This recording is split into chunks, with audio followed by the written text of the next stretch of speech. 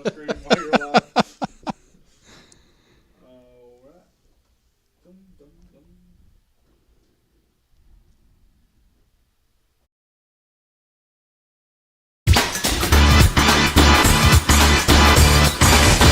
Stay tuned for Campbell County's premier sports talk show. It's Jake Miller Sports Talk on WLEF. We're going live now? No. Testing it out. Okay. Because I was going to say I can't hear like anything come through like in my headset. Is that normal? It's not, but we may not be able to today. That's fine. No, it's not doing the audio bus like it should, but we'll be okay. Gotcha. And you can just wave your hand when I'm good. Yeah, I'll give you a point. Yeah. Let's get on. See, I'm out of state.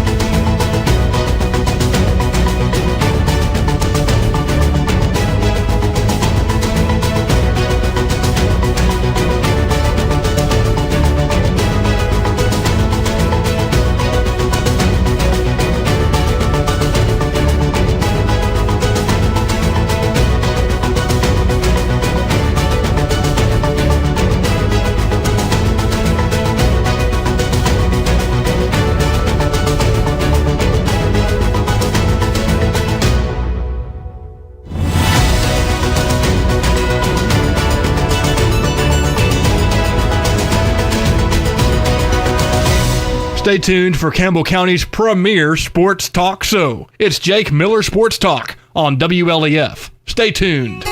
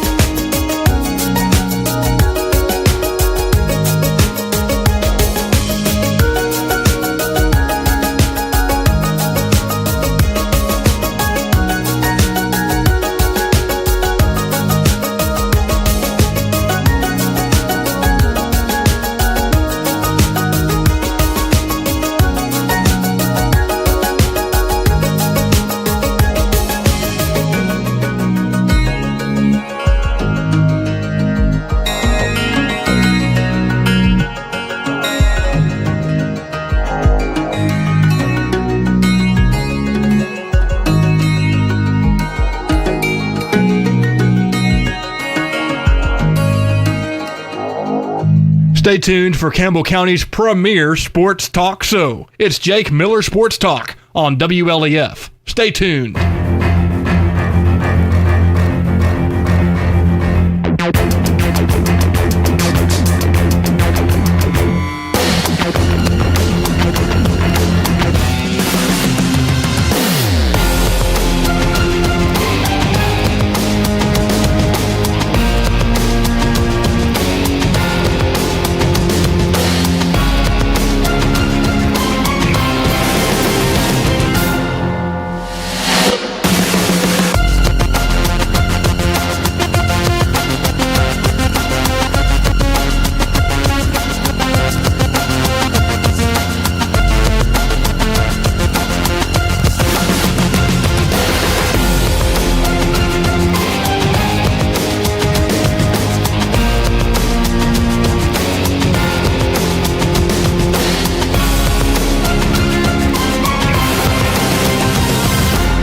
Stay tuned for Campbell County's premier sports talk show. It's Jake Miller Sports Talk on WLEF. Stay tuned.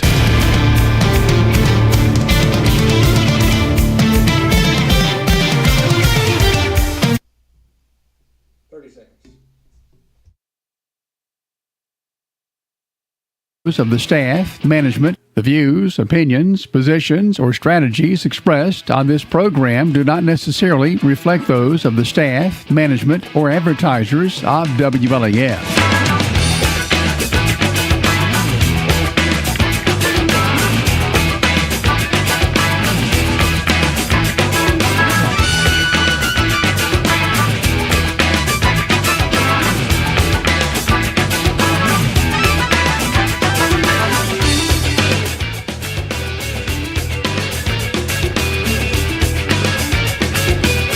Welcome in. You are listening to Jake Miller Sports Talk right here on WLAF. Jake Miller, Matthew Moore coming to you on January the 1st of 2026. Daniel Collins will not be with us tonight. I hope you feel well soon.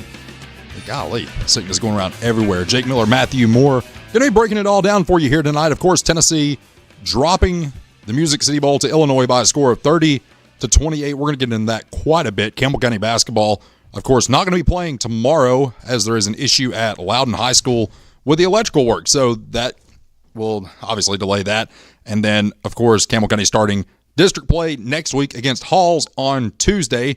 That's going to be interesting. The boys currently sitting at 4-9, the girls at 5-5. Girls did not play in a Christmas tournament this year. They felt like they needed this time to get ready, to get better, to get healthier, and they took advantage of that. And, of course, the boys playing in the tournament out at Carter, in which they took a win to Gibbs.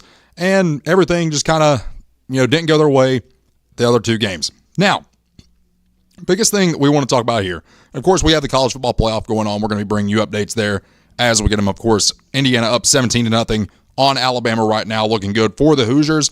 And then we go back to last night, in which Ohio State, the Ohio State University, drops one to Miami. And Miami, of course, is a team, if you grew up in the late 90s, even in the early 90s, or early 2000s, you know that logo. You know that team. You hear the name Miami Hurricanes, and life is great. Matthew, we are going to be talking quite a bit about that. I don't know how much you got to see that game last night, but as soon as I saw the pick six in the second quarter, and I see Miami just running down the field, I'm like, oh, this is it. This is it. This is vindication for everything that we had to deal with last year. How much of the game did you get to catch, Matthew? I watched every single second of it. Did you really? No. Come on, man. But no, that was a game, Matthew, in which a lot of people went in, and I think you had actually picked Ohio State to win the national title this year. Yeah, because if you were a betting man, which I'm not, I would have put my money on Ohio State. They looked the best. Well, they looked really good. Yeah. And, considering they won last year, it was a safe bet. Yeah, you start out the year 12-0, you lose in your conference championship game. It's like, okay, well, they're going to bounce back. Everything's going to be all right. And they just never bounced back. I mean, Miami, of course, picking up the win 24-14. And then you jump into today, and it's like, okay, well, how much of a game is Texas Tech going to give Oregon? Well, Matthew, I don't think they got off the bus. The reason I say that is because I was watching the first half, Texas Tech could not move the ball at all on Oregon. Oregon wasn't really doing much on offense either up to that point. I think at one point it was like 6-0. I'm like, okay, well, this is going to be just a rock fight to the end. Of course, Oregon goes on to win 23-0. They will be in the semifinal, and it looks as if Indiana is going to do the same, as well as Miami. Now, the big game tonight, Matthew, Ole Miss and Georgia. Now, the big thing here, if Ole Miss wins, LSU has to pay Lane Kiffin because that was a part of the deal bringing him there. If Ole Miss wins a college football playoff game, there is a bonus attached to that, in which LSU has to pay Lane Kiffin. And if they win again, they have to pay him again. If Ole Miss wins the national title, which I doubt they will, I would love to see it, but I doubt they will, I'm pretty sure LSU has to pay Lane Kiffin $1 million for something that his current team did not do. Wow. Insane to think about. Yeah. And then, of course, we jump back to the other night. Tennessee taking the loss to Illinois in the Music City Bowl. Now, one of the things, Matthew, that you and I had talked about, before we went off, for Christmas break, we didn't do a show last week, of course, because of Christmas, but how much do bowl games really matter? If you're not in the college football playoff, how much does that really matter? Now, I don't want to sit here and say they don't matter at all. I don't like that take. But I'm also not one of these people that's like, if we lose the game, then we're just terrible. I'm not one of those guys either. Yeah. Now, it was a good game. Did Tennessee play well? Absolutely not. And you can make the argument that Lance Hurd, who, by the way, has entered the portal, you could make the argument that he and his sloppy footwork lost the game for us. Of course, the strip sack on Joey Aguilar in the third quarter, which led to an Illinois touchdown on defense, that really just put the game out of reach for Tennessee. We had the lead. We got it back. And then we're sitting there in the fourth quarter. Illinois is driving. And in this situation, Matthew, Tennessee has Illinois, I think it's like 3rd and 8. It's like, okay, we get a stop here. They're going to kick a field goal, but we're going to have time to go down and score. Unfortunately, that did not happen. Tennessee jumps off sides, making it a 3rd and 3 or a 3rd and 2, and Illinois eventually gets the first down, runs the clock down to get the walk-off kick to win the game. And I just sat there, and I'm like, we just lost to Illinois. And I don't think Tennessee had played Illinois in its history up to that point. And it's one of those things that kind of stings just because, that's a team that Tennessee's never played and you don't want them to go on the next 3 years. We beat Tennessee. And this is if Tennessee becomes what Tennessee's supposed to be in the next few years.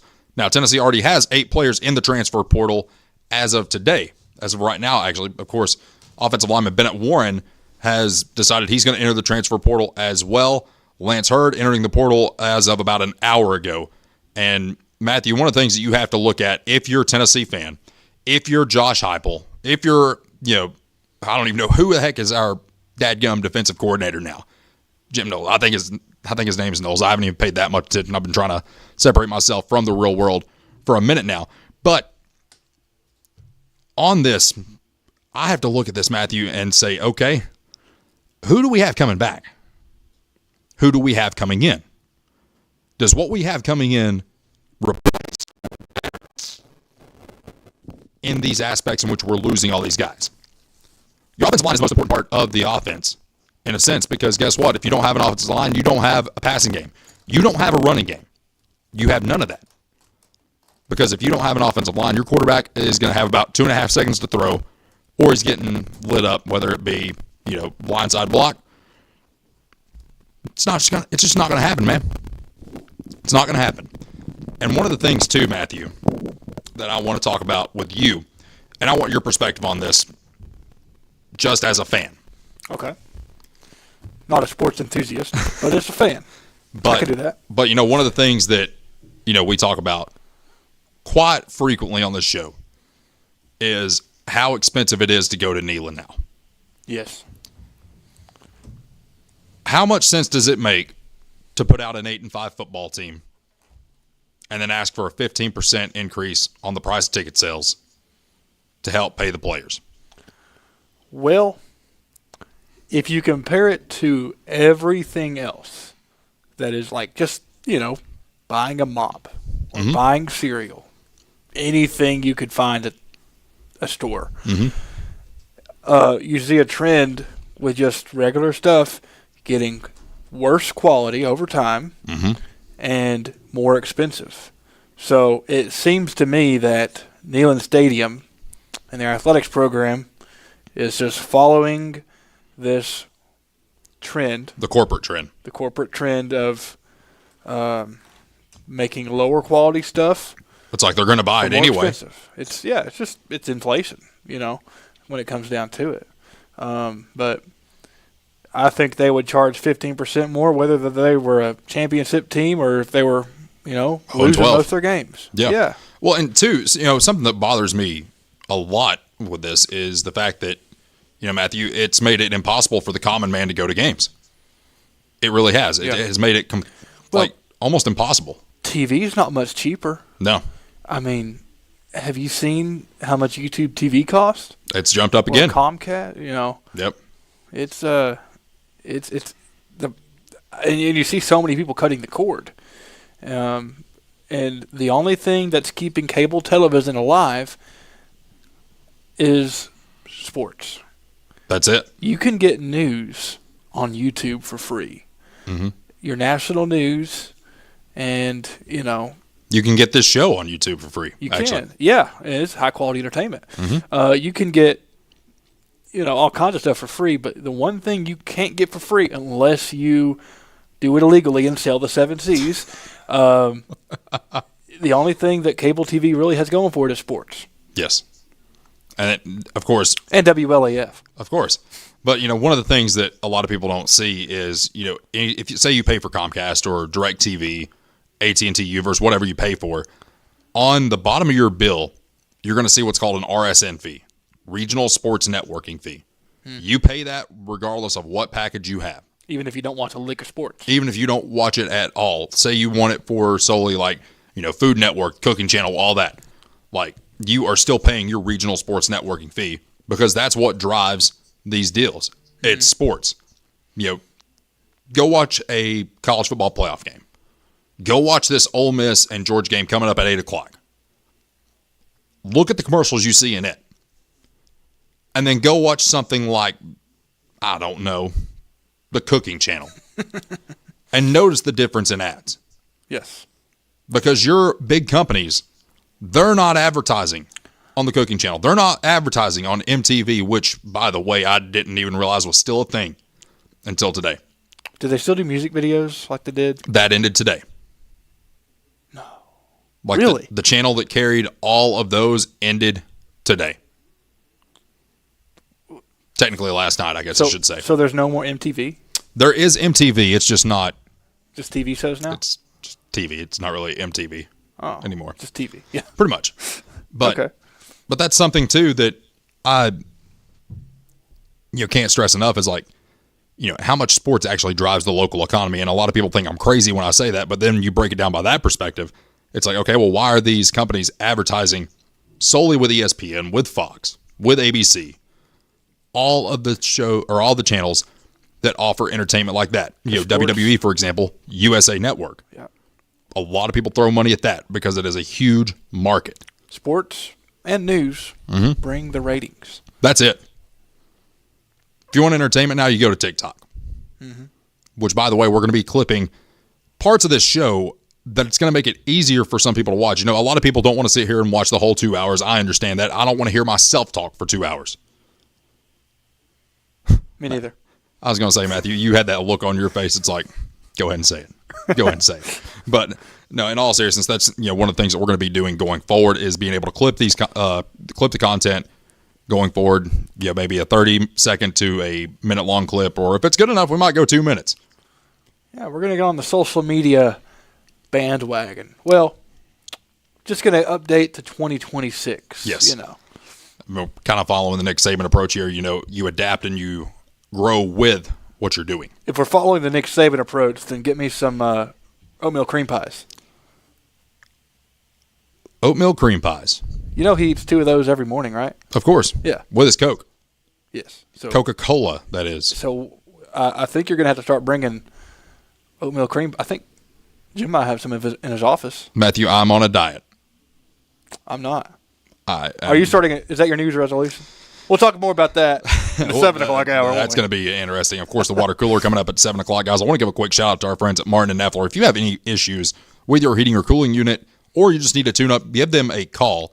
Les Martin and Effler, they will make it happen for you. When we return, we're going to get into more of the transfer portal, what Tennessee should be looking for, and how we really need to approach going into next season. Stay with us. Jake Miller Sports Talk continues right here on WLAF.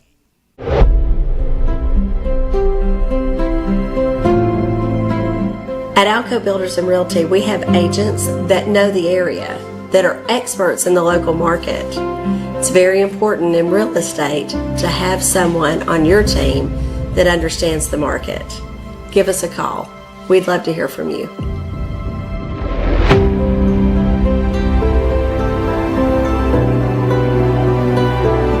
For more than 5 decades, one name has delivered excellence in paving: Boshears.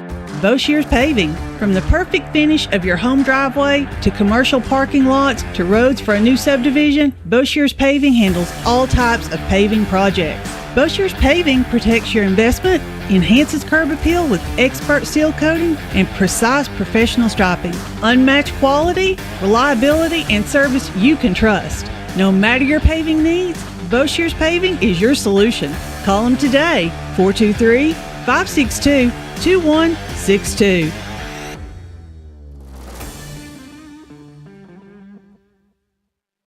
Hi, this is Kim from Bird Screen Printing. You need custom shirts, signs, or banners? Whether it's for school, business, or special event, we've got you covered. We're local, friendly, and ready to help turn your dreams into a reality. Fast, reliable service from folks you know and trust. Come see us at Bird Screen Printing. Let's get your next project started.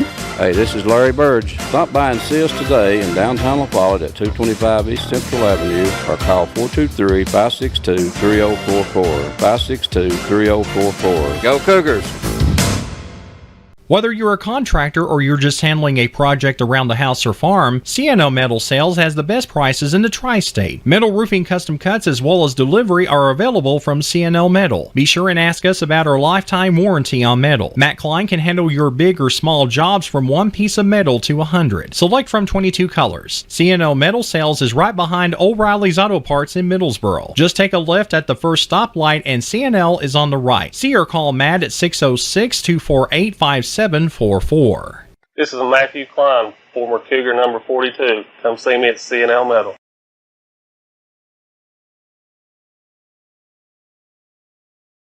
The views, opinions, positions, or strategies expressed on this program do not necessarily reflect those of the staff, management, or advertisers of WLAF. And welcome back. I'm back on Earth. Nice.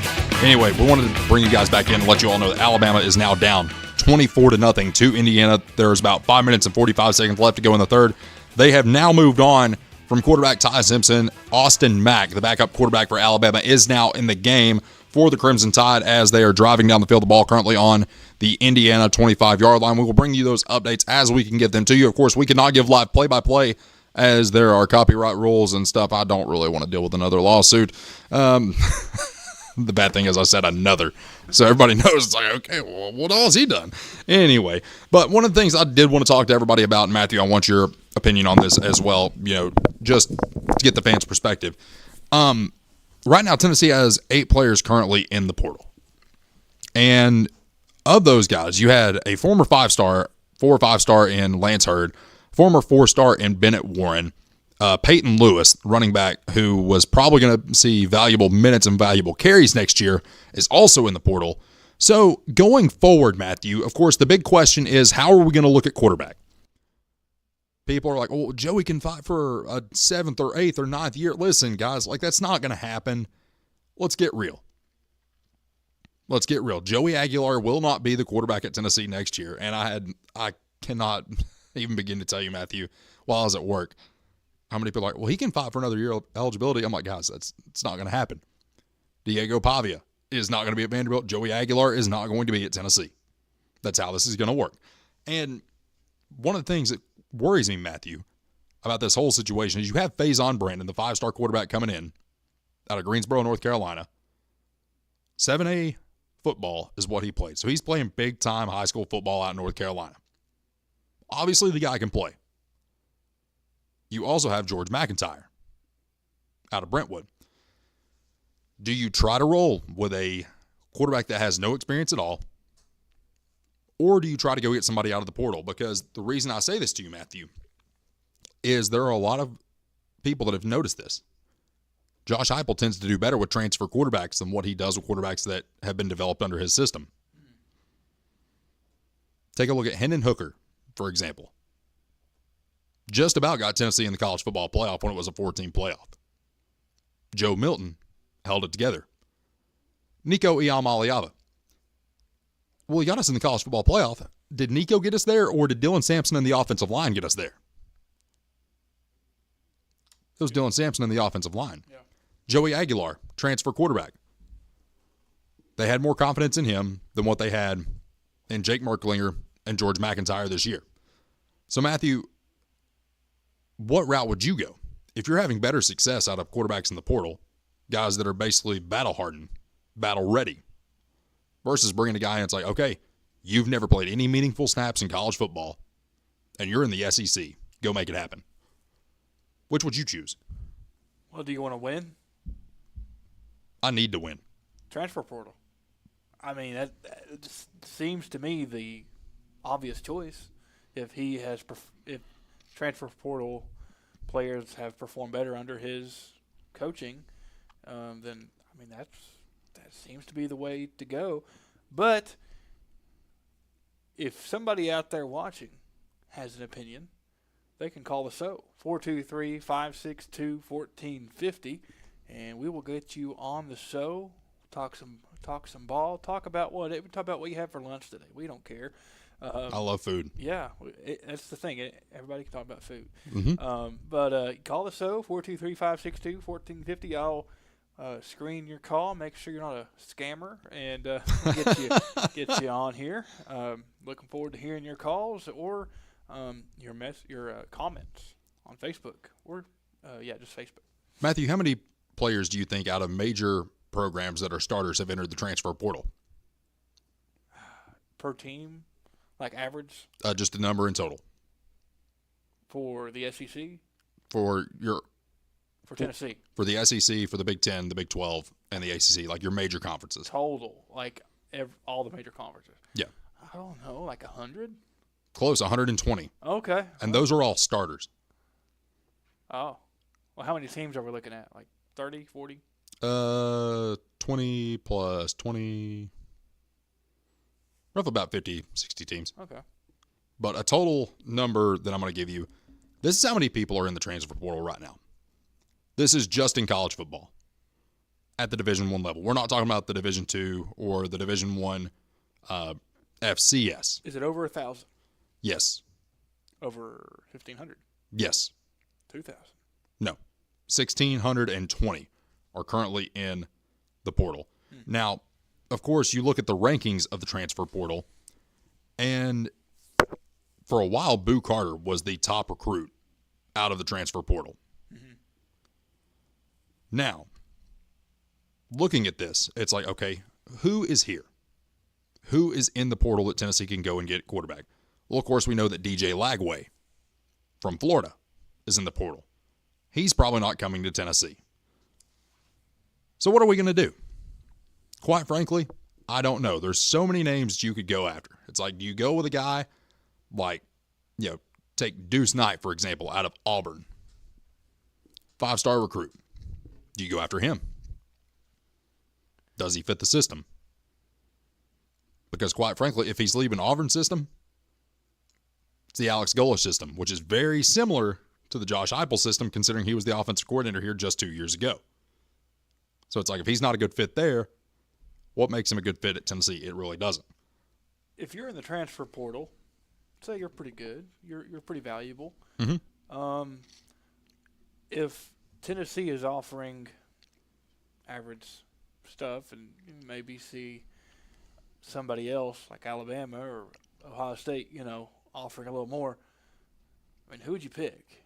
And would you pick whoever's giving me the most money? Right. Unless, what if changing factor be maybe you have roots in Tennessee? Or does that even matter? It doesn't matter anymore, I don't think. Just about that.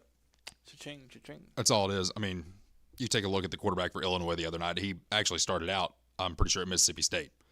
And grew up a Mississippi State fan and whatnot. But he said he would rather be somewhere basically, and I'm just paraphrasing here, that he would rather be somewhere that he's wanted than somewhere where he wanted to go. And, a part of me respects that because it's like, okay, it's like if he's going to go there because he wants to go there, I can appreciate that because the guy's obviously a good quarterback.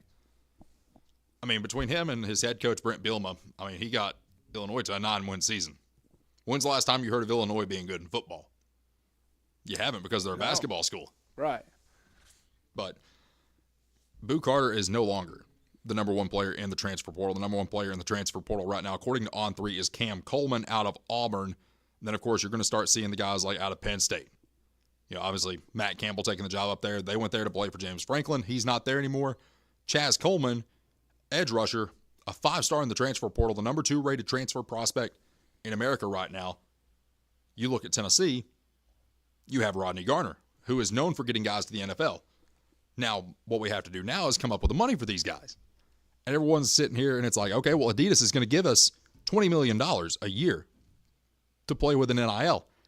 Here's the problem with that, guys. Adidas isn't here yet. Adidas is not going to be here until July the 1st. I'm more than thankful for that. Those uniforms the other night looked awful. I'm wearing the shoes. I was going to bring the shoe and just put it up here on the desk. Unfortunately, I am wearing the shoes. I was like, oh, these look good. I'm going to wear these tonight. And then the studio would just stink. I wash my feet. Okay, well that's refreshing. That's good to know. But as far as quarterbacks in the transfer portal, of course, Dylan Raiola out of Nebraska, who I think he had actually committed to Georgia at one point, ends up going to Nebraska, and now he is in the transfer portal. And then you also have Sam Levitt out of Arizona State. Drew, I'm not even going to attempt to pronounce that name. He's a guy out of Texas. Went to North Texas. He is the number 1 rated quarterback in the portal with an NIL value of about $2.3 million. I'm just looking at some of these guys, Matthew. I'm like, okay, who would fit this system? DJ Lagway, of course, as we mentioned, Deuce Knight, Rocco Beck, Kenny Minchie out of Notre Dame. Like, you just look at this list, and it keeps going and going and going. It's like, okay, we have no excuse. We can find somebody. And I think that if Nico had left a little bit earlier last year, we'd have probably had a better option than Joey Aguilar. And Joey would have probably never committed to UCLA to begin with. Now, as far as the other positions on the field, we've done pretty good at getting wide receivers out of the portal. Yeah. Chris Brazzell is about to be in the NFL.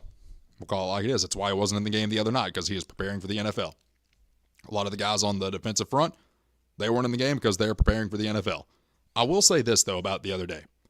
The fact that the defense was able to do what it did and basically have half the guys missing. I mean, our entire secondary was basically gone and wasn't playing because they were getting ready for the NFL draft. Then you can actually give them an A for effort, at least. It could be a lot worse. Yeah. Because Illinois, they could have ran the ball down our throat, threw the ball all over us, and beat us by 14 to 21 points. But they didn't. So hats off to the defense for that. Now, of course, Matthew, we talked about the switch from Nike to Adidas. This is the last time that anyone is ever going to see Tennessee wear a Nike uniform out at Neyland Stadium. For how long? 10 years? It's a 10-year deal. If Adidas does right by Tennessee, I can see them renewing that deal. There was a lot of complications as to why Tennessee went to Nike to begin with. And everyone expected better fan apparel. Everyone expected better. Did we get that? No. Matter of fact, you can argue the quality of, because, I like to get a polo shirt every year. Yeah. I no longer buy Nike polos. I buy the Cutter and Buck. I buy the Antigua, the Peter Millar, because it actually lasts. The last time I got a Nike one, I had threads popping within a week after one wear. Really? Yes. And I've always associated Nike with high quality. I bought their shoes. I've bought their clothes. Is there maybe a different manufacturing process with their sportswear? As far as the fan gear goes, I'm not really sure. Now, obviously, when it comes to uniforms, Nike is not actually making those. Oh, they contracted out. Yes. So there's a company up in Wisconsin that's called Ripon Athletics. They actually make all of the Nike uniforms that you see on the field. Did not know that. Because one of the things, and Daniel will even tell you this, like if you look at the Green Bay Packers jerseys, they almost look like they're mesh, like from the shoulder, like where the yoke is, down from that, like on the torso and on the back, it's more of a mesh material. It's like, well, why is that? Well, it's because they like the design of the Reebok jersey that they had back in the early 2000s. It's like, well, we want to keep that. So they did. So they were able to use that design and just slap a Nike check on it. Gotcha. Mm-hmm. Okay. So anytime you see that, just know it's like, okay, Nike didn't make that. It's just an emblem. Pretty much. Now, there is a similar situation for Adidas and Under Armour. Adidas. Do you think they make their uniforms? Basing off of what we just talked about, no. So they don't, but it's basically like this is their sole job is to make Adidas uniforms. Are they like a subsidiary? No. Just okay. Yeah, but it's basically contracted out. It's a company called Custom Outfitters that actually makes Adidas. Okay. Yeah. And that's all that company does is make Adidas. Pretty much. Huh. Just their uniforms. And then of course Under Armour is made by a company called Allison, which you actually see a lot of. Like I actually had an Allison football jersey when I played at La Follette Middle School.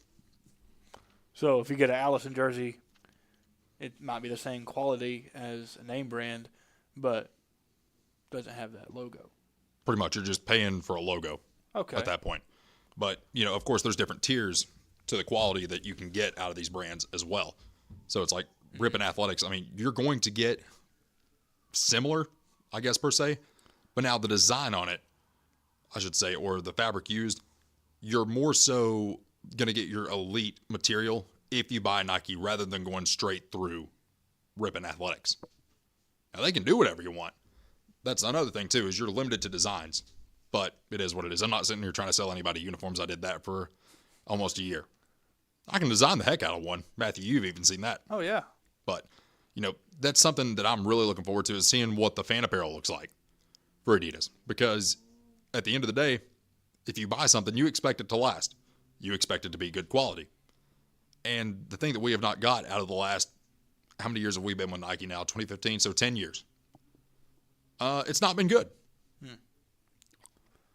Not good. And yes, I'm about to go on this rant once again, Matthew, about numbers and the letters and how they look. Okay. What do you think they should be different, and how so? Different than what they are? Yeah. Absolutely. I think we should revert back to the way it was in 2012. Okay. Those are probably the best looking. The reason I say that is because Nike came in and the idea was to make Tennessee the Oregon of the Southeastern Conference. That's not Tennessee. We're Tennessee. We're not Oregon. We're orange and white. We're not orange, white, and gray. Mm-hmm. We're not orange, white, and black. We're orange and white. Yes. We are Tennessee. Although the blackout jerseys do look cool. That's good for once a year. Yeah. I'm fine with that. But the smoky grays and just the ridiculousness that it got to with those. The first ones they came out with, the Adidas ones, it's like, okay, yeah, those were kind of thrown together. Didn't look too good. And then the first Nike ones looked good. The second Nike ones with the orange shoulders and the gray body, those looked awful. I know what they were trying to do. They were trying to pay tribute to Condredge Holloway. Those were awful. The next ones that we wore not this past season, but the season before when we had Nico at quarterback, those were different enough, but consistent enough. I didn't mind those at all. The ones they put out this year, I understand that they were for military appreciation. I'm a veteran myself, but those were terrible. Those were absolutely awful. Matthew, you heard about it for the first 30 minutes of a show one day, I'm pretty sure. But then on top of that, Matthew, one of the things, I mentioned the numbers. I mentioned that quite a bit. Yeah. You don't need to do anything crazy with the numbers. They tried to do it with Georgia. And then all of a sudden, Kirby Smart's like, no, give us back the block numbers. You know why? Easier to see. Easier to see, for one. But number two, you actually look like a football player. Yeah. Not a basketball player. Basketball, you can kind of get away with it to a degree. Right. If you start getting too crazy with it, then it just doesn't make any sense. But like when I look at Oregon, for example, they got a different uniform every game. Nobody even knows what their true home uniform is at this point anymore. You can do that at Oregon. Oh, yeah. That's fine. But when you look at a school like Texas Tech, for example, today, an Adidas school, their numbers were slightly different, but it made sense. And then you look at what Tennessee has right now. I am praying and hoping that we go back to the standard block numbers. Give me a black outline on the orange number on the white jersey, and life will be great. Clayton Carroll is probably sitting back in his chair right now. Oh, here we go again. Here we go again. And I'm sure someone's like, oh, why is he talking about numbers and letters again? Well, here's the thing, guys. It does affect recruiting. It does. Are you going to be that boring school? Probably. But guess who else is that boring school? Matthew, who do you think had the most sold jerseys out of any team in the NFL? Alabama? NFL. But college-wise, you're probably right. Hold on. I got this. What's the Kansas City Chiefs? That's one of them. It's not the top one, though? Dallas Cowboys. Oh. So Cowboys, Packers, Chiefs. Okay. College, it's probably Alabama, it's probably Texas, it's probably Penn State, Michigan, or Ohio State. See, I would have put my money on Chiefs because it's so popular with the Taylor Swift fan base that they probably would have bought some, you know. I don't like Taylor Swift. You just gave a look. Yeah. Like, why are you bringing up her? I don't like Taylor Swift. But moving on. But the reason I bring that up, and you know, the colleges I just mentioned, what do they all have in common, Matthew? They got money? They all have generic jerseys. Oh. There's nothing special about an Alabama uniform. Right. There's nothing special about Ohio State. There's nothing special about Kansas City, Dallas, Green Bay, Ohio State. There's nothing special about them. And people buy more of those than what they do the funky looking uniforms. Because they're memorable. They're memorable. They don't change. Yeah. They keep consistency. That is why when everyone's like, well, you have to do something cool for the recruits. No, you don't. So you think Tennessee needs to have more consistent uniforms? Not change it every game. Tennessee is meant to wear orange and white. Orange tops, white bottoms, white top, white bottoms. That's what it's meant to be. That's what it should be. That's what I picture in my head when I think of Tennessee football. Yes. Not a checkerboard across the shoulders. No. Not mountains on helmets. Why? Because we fired Philip Fulmer to put mountains on helmets and play at NASCAR tracks. I mean, tell me I'm wrong. Tell me I'm wrong. You're not. I mean, it happened. We fired Philip Fulmer to put mountains on helmets and play at NASCAR tracks. Wow. We did. We put mountains on helmets and we played at Bristol Motor Speedway. And if you went to that game, Matthew, guess what? You couldn't even see because what people didn't take into account, you can fit 180,000 people into Bristol Motor Speedway. It'd be great to watch. Yeah, if you're watching 40 cars go around the half mile. Too far away, right? Yes. Because if you were on the track, like the seats they had on the track, you could probably see a little bit. Uh-huh. If you were up in the Yarborough Terrace, you could not see a thing. Because I know when I go to the races and if I see somebody in the pit crew, I'm barely seeing them. Yeah. You don't see the pit crew. You know. Matter of fact, if they're on the other side of the track, that car gets about this big. You've been to Bristol enough. You understand. Never been. You've never been to Bristol? Never been to Bristol, baby. Lexi, Valley. Lexi, we're taking Matthew to Bristol. I'll tag along. All righty. Stay with us. Final segment of hour number 1 coming up right here on WLAF. Since 1963, CNC Concrete has been serving Campbell County and surrounding areas with the best there is in concrete. The best in rock, the best in rebar, the best in sand, the best in pretty much anything pertaining to concrete. That's CNC Concrete. Bobby Crass is his family's second generation of owning and operating CNC. As Bobby says, we hold your dreams, the concrete to your dream home. CNC Concrete, open Monday through Friday, 7 a.m. until the job gets done. Citizens Bank is a locally owned and operated bank serving communities in East Tennessee. The bank was established in 1934 with three guiding principles at its foundation: assurance of safety to depositors, a high standard of service to customers, and a genuine desire to serve the community. These principles are the core factor in the success that has lasted over 85 years and grown Citizens Bank to the renowned financial institution it is today. To learn more about Citizens Bank, visit citizensbank24.com.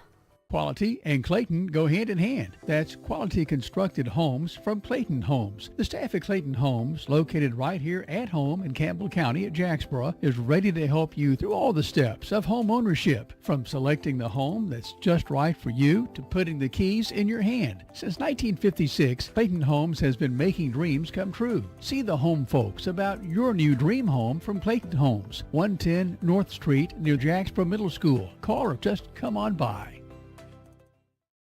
When it comes to a personal loan, the person you talk to makes a difference. At Community Trust Bank, our loan specialists understand whether you're consolidating debt, covering expenses, making an amazing purchase, or planning that dream vacation. Your reasons are personal. That's why we offer flexible payment options and competitive rates to help make it happen. Community Trust Bank, building communities built on trust. Member FDIC, equal housing lender. Hey, this is Chris Malone at Doyle's Tire Shop. We invite you to buy the new and used tires and friendly service. We're doing our best to continue the legacy of Doyle's Tire Shop.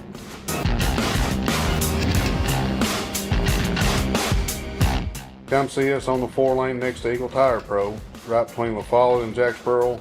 Doyle's Tire Shop. The tradition continues.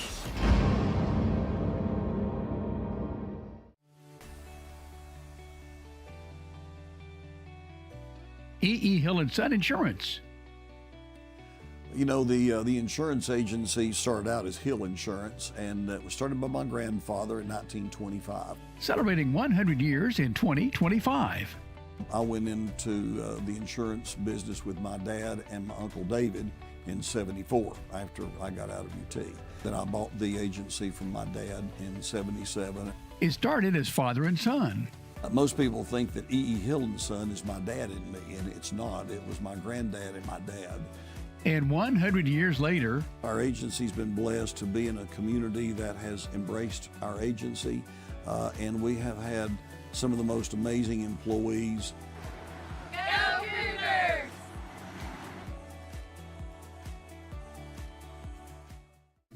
When you think loans, think green and look for us under the big green sign, First National Bank on the 4-lane La Follette. Our hometown staff welcomes you by today. See Brian. Ask for Carrie.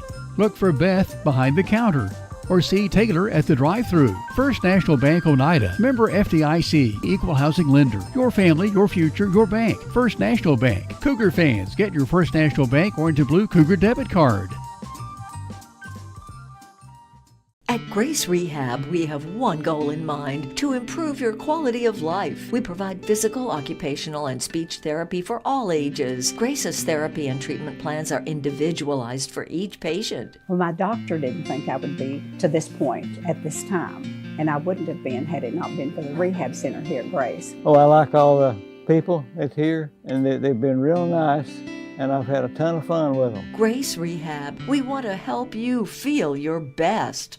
Hi, my name's Amanda Pemberton. I'm a lifelong Campbell County native, former Lady Cougar. I'm a personal lines agent here at Gray Insurance. I would love to help you out with all your home, auto, life insurance, and health needs. We're an independent agency, so we can offer you a wide variety of companies. Come see me and I'll be glad to help you with all your insurance needs. Thanks. I'm Daniel Dagley, and it's that time of year again. Come see us at Gray Insurance for all your health care needs.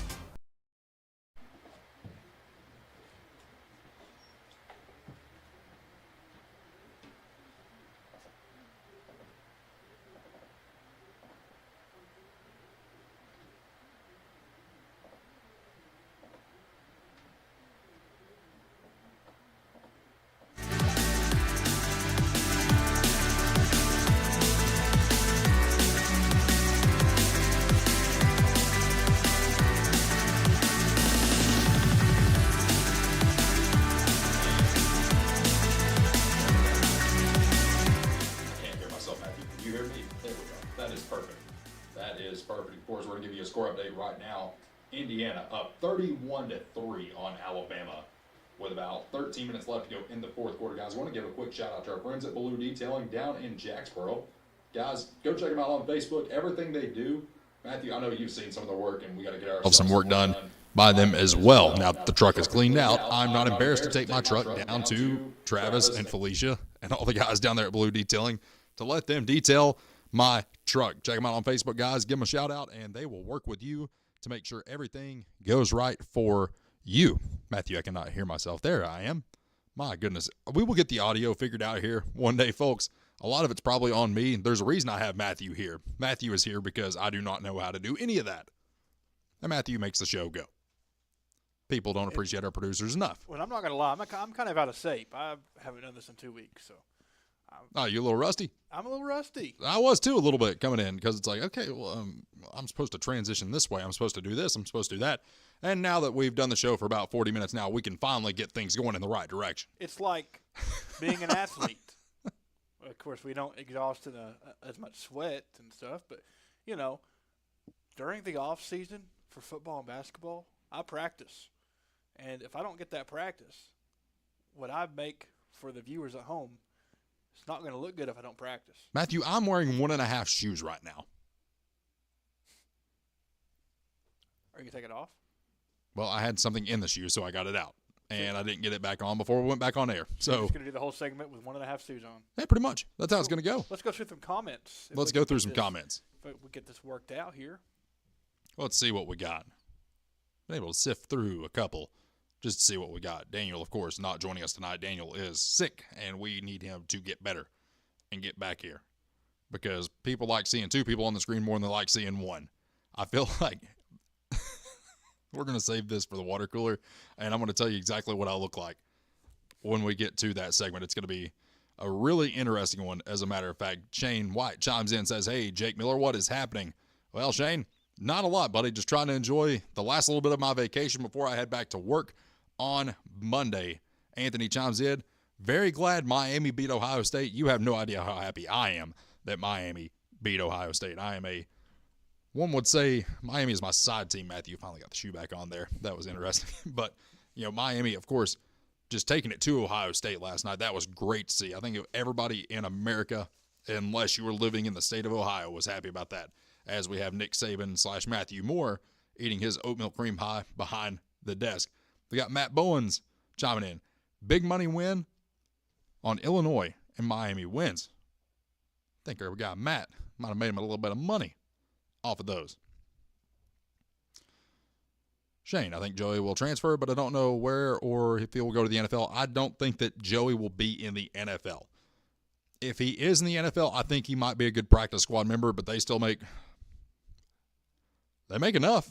I'll say that, Matthew. If you're on the practice squad in the NFL, you're making enough. Tyler Bray might have had the best job ever. Shane White, I've been to Charlotte Motor Speedway, and that track is amazing. If you haven't been there, Jacob, you need to go. And I've been to HMS. Talking about Hendrick Motorsports, their facility out there in Charlotte as well. Charlotte would be a fun one to go to, Matthew. Want to make a weekend trip. Now, granted, that is the longest race of the year. Can we broadcast the show live from outside of the Speedway? Can we do the show live from outside of Neyland Stadium? Cannot do it from outside of Neyland Stadium. How far away do you have to be? Off campus. Really? You can't do a broadcast on campus at all? No. On just game day or any day? It might be any. I do know for a fact you cannot on game day. Ask me how I know off air, but okay.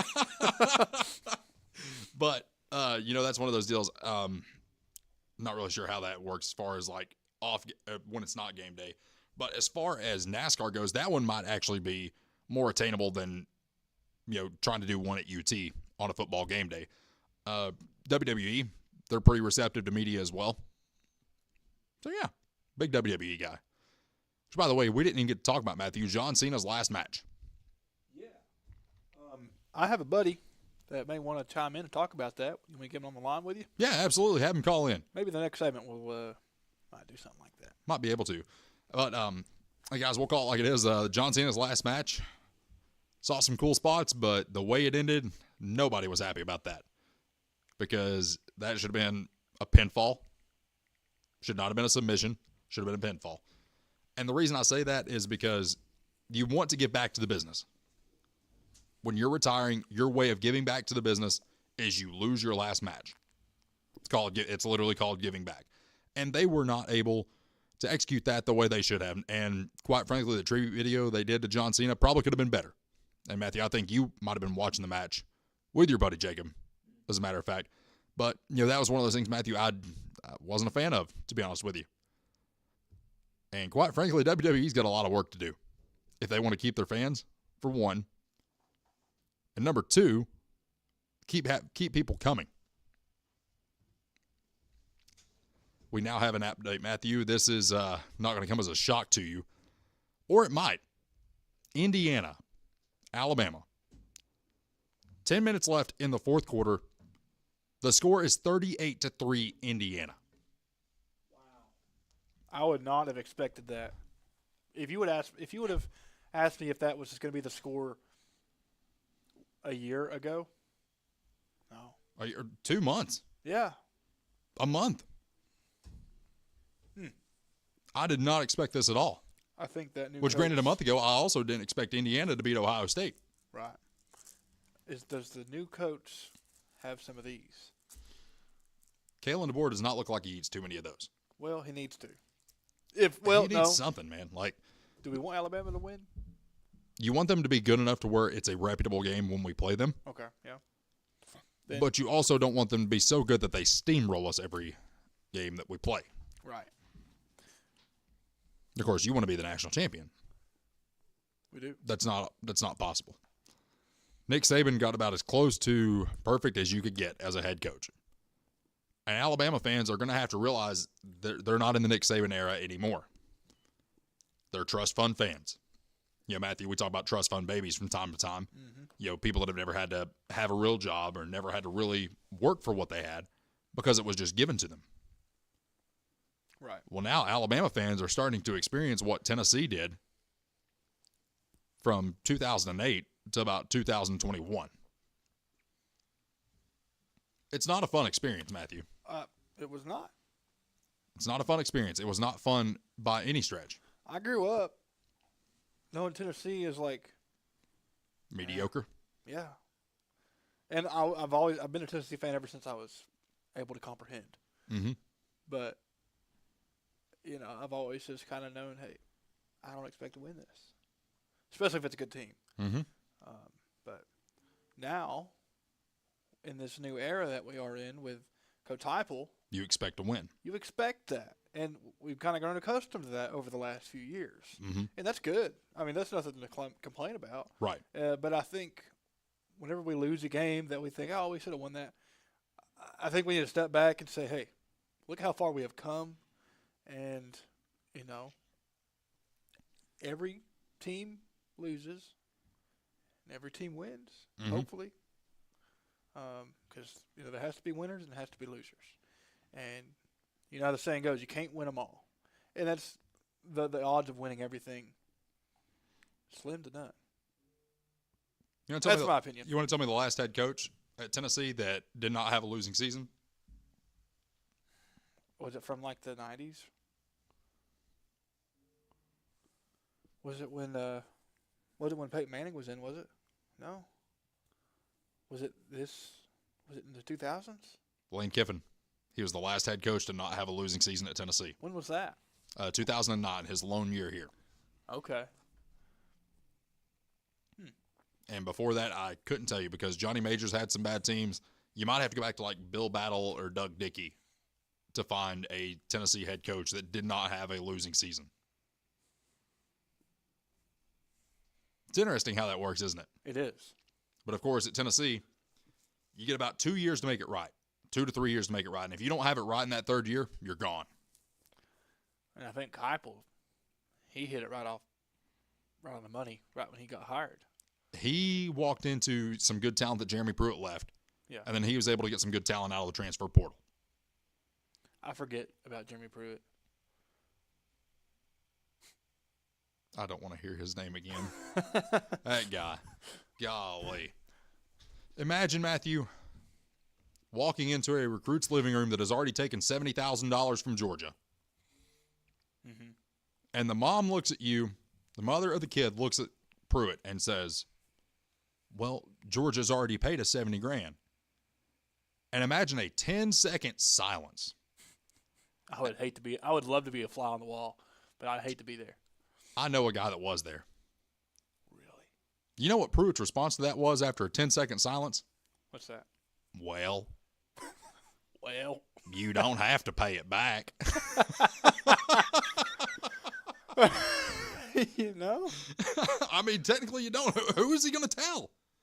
It's like, hey, we offered the kid $70,000, but Georgia already paid him $70,000. Well, guess what? The fact that you offered him $70,000 puts you in the wrong too. Matter of fact, Matthew, during the second segment of the second hour, we're going to do a little segment about a college football team still around today, obviously, but mainly their time in the 70s and 80s. Okay. And it was the biggest recruiting scandal to ever rock college football at the time. That'll make for a good clip. A very good clip. I can't wait to share it with you because right now we're going to take a break. And when we return for the second hour, we have our water cooler segment, my favorite segment, Matthew's favorite segment, and probably everybody's favorite segment at this point. And we're going to start implementing in the second hour too, starting it today, the sports history lesson of the week. Ooh. Yes, so that's going to be something going forward. If you want to sponsor that, feel free to hit me up on Facebook. We'll make it happen for you. Stay with us. Jake Miller Sports Talk continues right here on WLAF. Since 1963, CNC Concrete has been serving Campbell County and surrounding areas with the best there is in concrete. The best in rock, the best in rebar, the best in sand, the best in pretty much anything pertaining to concrete. That's CNC Concrete. Bobby Crass is his family's second generation of owning and operating CNC. As Bobby says, we hold your dreams, the concrete to your dream home. CNC Concrete, open Monday through Friday, 7 a.m. until the job gets done.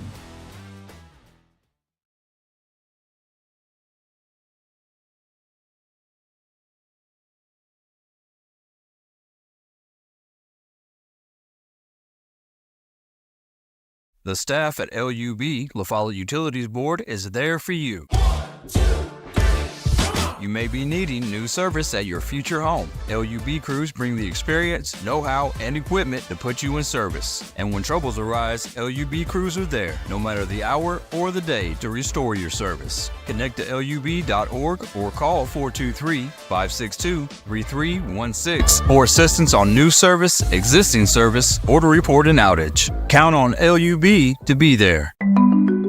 Since 1917, People's Bank of the South has been providing banking services to our friends and neighbors in Campbell and surrounding counties. Along with traditional services, we offer the latest technology as well, including contactless debit cards, mobile banking, remote deposit, mobile wallets, and more. All this, and we are still here to answer the phone when you call. Stop by and see us today. People's Bank has 3 convenient locations. Our main office is in the heart of La Follette, a second location in Jacksboro near the mall, and our Clinton branch is just off I-75 at exit 122. Member FDIC, Equal Housing Lender.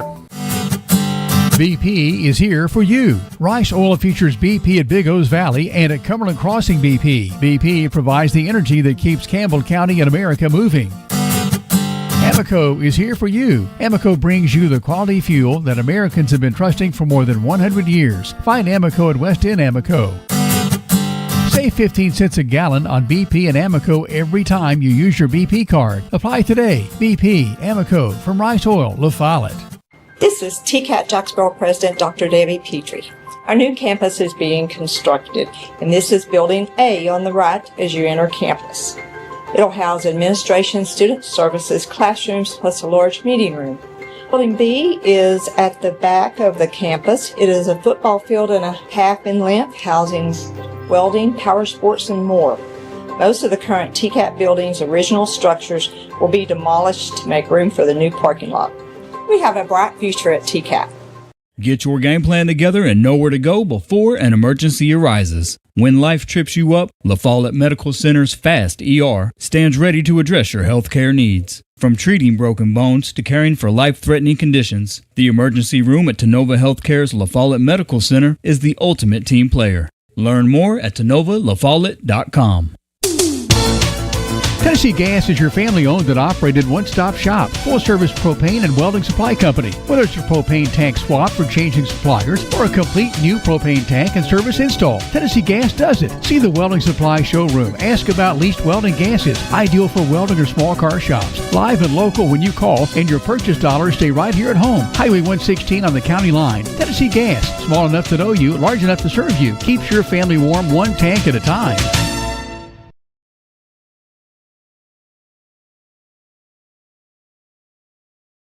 Campbell County's premier sports radio and TV talk show is on the air. This is Jake Miller Sports Talk on WLAF.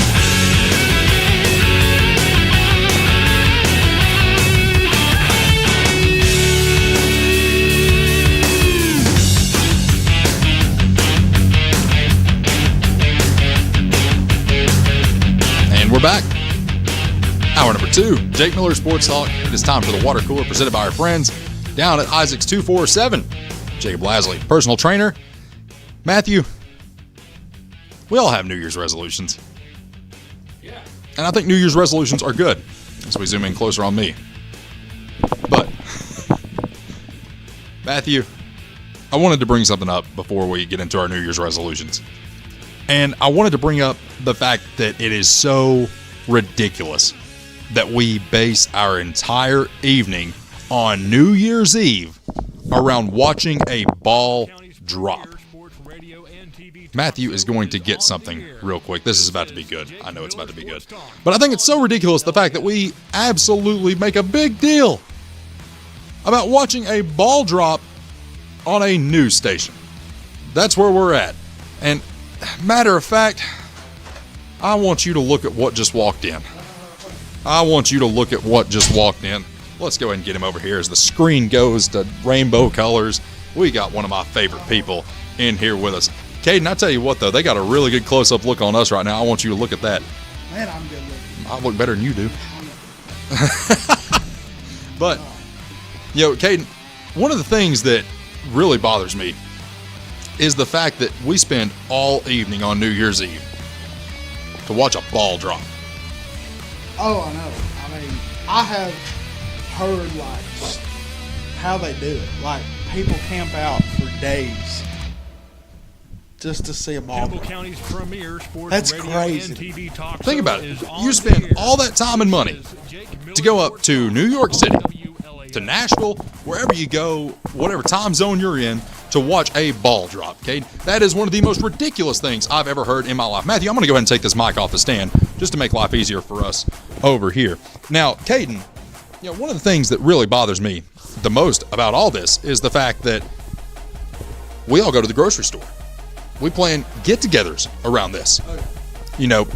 Steaks, shrimp, mac and cheese, red velvet cake, king cake. What is it? Navy beans and cornbread, I think, is what a lot of people do. Black-eyed peas, that's what it is. Black-eyed peas, hog jaws, cornbread. That's what I've heard. Collard greens. I do like some collard greens. Collard greens is for prosperity. Caden can't hear that because he don't have headphones on, but I just played a cha-ching sound effect. Okay, so I'm just going to go ahead and say it. That is the best. Whoever came up with that is a marketing genius, because whatever they did back when this all started, that has stayed a tradition through however many years this has been. We're in 2026 now. I would rather do that. Like, I'm not a hog jowl. I like hog jowl. I don't like black-eyed peas. I love cornbread. But I love, getting together. I would rather do that than go to New York. I'd rather have a shrimp bowl. I want a steak. You're talking my language now. I'll make you a steak. I had shrimp one time. Well, I used to eat it, and I got sick one time, and no more. See, I don't get sick off of it. I get gout. Well, I love steak. So. I can get gout from steak, too. But, of course, everybody's buying their beer, their champagne, and it's like, why? Like literally to watch the clock strike midnight and a single digit or two at most change on your calendar. I would rather have Coke, Sprite, water, tea, sweet tea, lemonade, pink lemonade. That's the way you need to go. Pink lemonade. Hey, Caden Post, drink of choice. Hey, that's pretty good. Pink lemonade is amazing. It is. I'm a big pink lemonade guy. It's good. It's amazing. Well, I mean, and two, Caden, you think about all this. Think about how much money people spend on that. It's a lot of money. Today's world, buying groceries and stuff is just so expensive. So, but it's cheaper to buy it than it is to go out and eat. I don't know. We about got to the point where it's just as cheap. It's true. Well, I mean, it's cheaper to go to like Texas Roadhouse than it is to like KFC. It's about actually, he's not lying there. Yeah, because we've talked about that as coaches. Like, if we go out and eat, and we're just talking about like we went to Texas Roadhouse this past week after one of our games in the Christmas tournament. You make Brandon pay your food? No, I don't mind. You need to make him pay your food. Oh, he pays me all the time. Don't worry about it. but like we were just talking, like it's cheaper to go to Texas Roadhouse than it would stop at like KFC or Bojangles or any of that. You know how much I spent at Taco Bell the last time I went to Taco Bell? $26. So just for myself, this was for 2 items and a drink. I got like a cheesy gordita crunch, a chicken quesadilla, and a large Baja Blast. It was, I kid you not, man, like $17. That's crazy. That's nuts. I do it because, when you're at a gym for so long, you go out and eat, whatever, but it is very expensive. Buying food is crazy. So one of the things that I'm going to propose starting this year, we're going to boycott New Year's Eve parties. What is it? Like, don't spend money. If you want to watch the ball drop, cool. If not, whatever. I think you could do it. Honestly, if everybody just made the food, like, together, not buy the food, then you save a lot of money. Well, I think it would be best if everyone just did like a shrimp boil. Like do a shrimp boil or grill out some steaks, some grilled chicken. Everybody go home. Beat the traffic home. Because, we can call this like it is too. If you're out on New Year's Eve, or I guess New Year's Day at that point, let's call it like it is. Some people have had a couple of libations, and it's a little less safe to be on the road. Oh, I don't. You don't partake. No, I do not. Absolutely not. But, what they do is their business. But I know what I did on New Year's Eve. I slept. So. Well, that's probably the best thing you could do. And, we're going to go around the room here in a minute, and we're going to give our New Year's resolutions. One of mine, of course, I'm trying to get in shape for this cruise that I'm going on in February. Oh, you're going on a cruise? I'm going on a cruise in February. I'm going on a celebrity cruise, and I've only ever done Carnival, and the last Carnival cruise I took was a while back. So it's like, okay, well, let's see what they got. And a really good source actually, told me, Caden, they're like, no, you don't want to do that. You want to go on celebrity. You do not want to mess with Carnival. So I was like, okay, that's what we'll do. We'll go on Carnival. Go ahead and give us a mic check there, Posty. Check. 1, 2, 3. There he is. And he sounds beautiful. Most beautiful faces in Campbell County on your screen right now. How about that? I'm the best looking coach, man. Told you this. Oh, Brandon my goodness. will admit it one of these days. You think he might? When he retires. When he retires? In like 25 years. I was going to say, he's got a minute before that happens. But, Posty, one of the things, I mentioned, I want to get myself in shape for my cruise that's coming up in February. And, another thing that I want to do is I actually want to spend more time just like meditating. Okay. And not on my drive. Because if I'm driving, I'm not going to be sitting there and giving myself pep talks. I'm going to be listening to probably Dustin Lynch, an EDM version of it, or some sort of music in which I should be getting ready to play in the Super Bowl and not go to work. You're going to meditate on I-40? How is that going to work? That's an oxymoron. That doesn't work. No, it does not. That doesn't work. Posty, New Year's resolution. I want to hear yours. I'm interested. Mine is to get closer to the Lord, man. Okay. That's mine. That's respectable. I mean, I love him. I need to do the same. He's gave me the ability to, he's my savior. He saved me and saved me from the devil's hell. And, I mean, that's, I have a one-on-one relationship with him, and, having a relationship with somebody means getting closer to them. So, of course. That's my main resolution.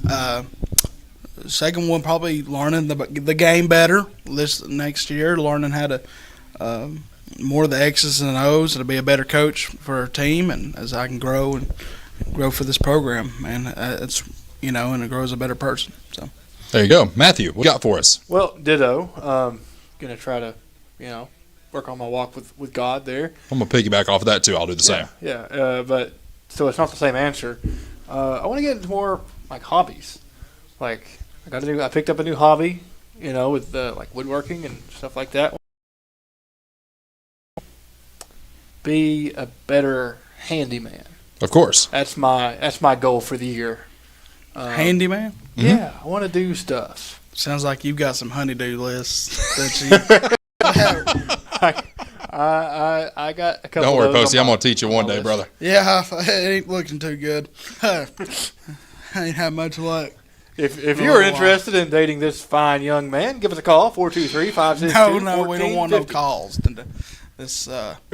I'm enjoying this single, saving money, doing what I want. I can go to Tennessee games without restrictions. Well, I go to Tennessee games. Oh, yeah, but, I can go with, Papaw. I think she likes to go with you.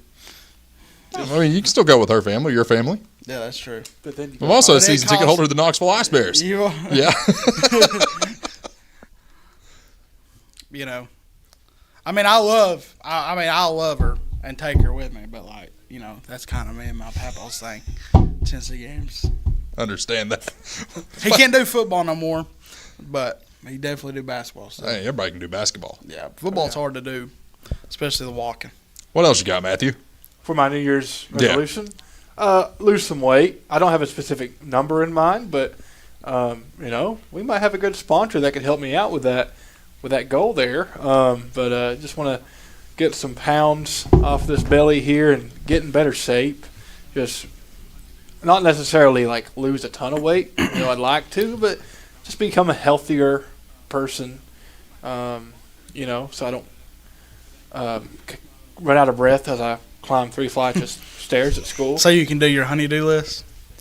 Well, listen, guys, I'm going to tell you this, and I'm not even going to fake it. It doesn't matter how good a shape you are in. If you walk from the bottom of the steps to the press box at the high school, it's awful. It doesn't matter how good a shape you're in. You are gassed. Listen to this. Caden, can you put in a word for us at the school board to get an elevator back there?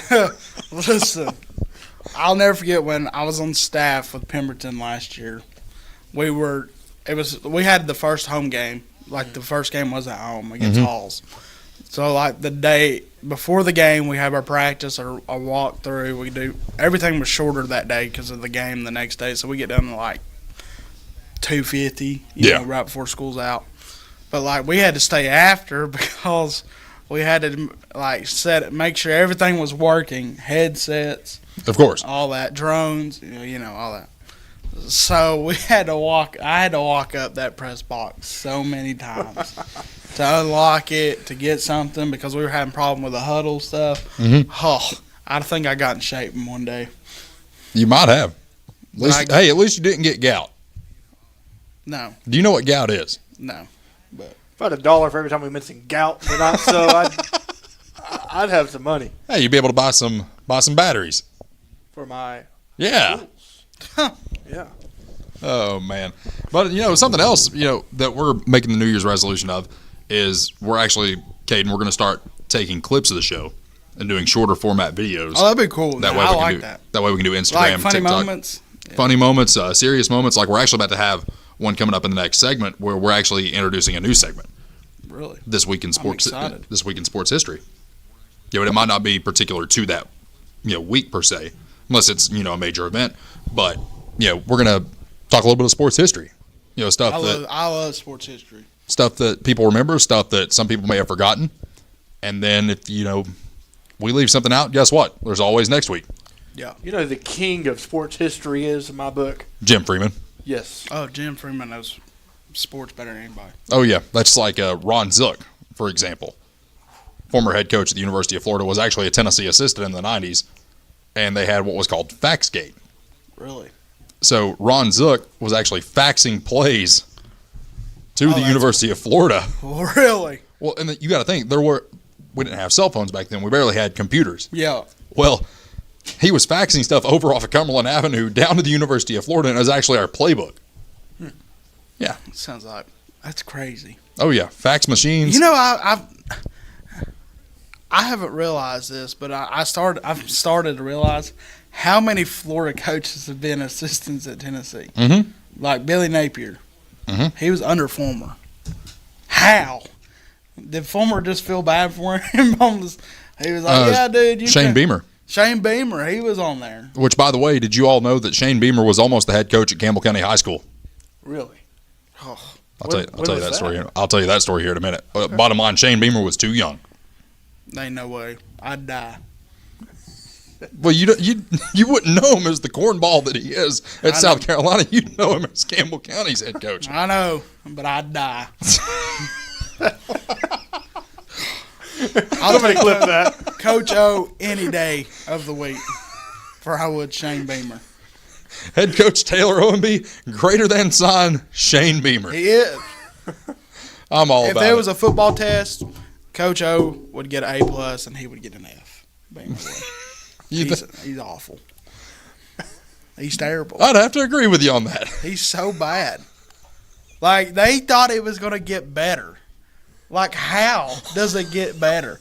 You lost to Tennessee twice in your last. Did he beat Tennessee? One time. When did he beat us? It was the year after Hooker. It was Hooker's final year when he got hurt down there, and they had bought the place or bought the information they needed from Michigan. No, that was South Carolina. Yeah, Beamer. Oh yeah, I was. Are you talking about Napier? Yeah, I'm talking about Napier. Napier beat us once. Yeah, he beat us once. It was him and Hooker's first year, wasn't it? We went down there and lost. That was Dan Mullen. Oh, was it? Mm-hmm. I couldn't remember. They beat us in the swamp with Joe Milton. But I'm saying, like, they think Shane Beamer is an excellent coach. No. He's awful. Between him and Billy Napier, you have to feel bad for the guys. What do you think he smells like? You think he stinks? Beans. You just say he smells like beans? That's crazy. Yes. That is crazy. There you have it. I think I could coach better than Shane Beamer. And he smells like beans. Stay with us. When we return, we're going to do This Week in Sports History. Stay with us. Jake Miller Sports Talk continues right here on WLAF.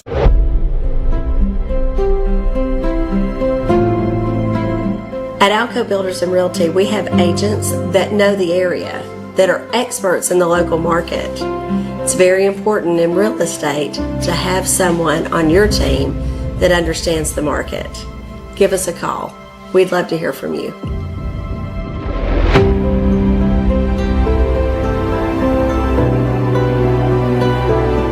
For more than 5 decades, one name has delivered excellence in paving: Boshears. Boshears Paving. From the perfect finish of your home driveway to commercial parking lots to roads for a new subdivision, Boshears Paving handles all types of paving projects. Boshears Paving protects your investment, enhances curb appeal with expert seal coating and precise professional striping. Unmatched quality, reliability, and service you can trust. No matter your paving needs, Boshears Paving is your solution. Call them today, 423-562-2162.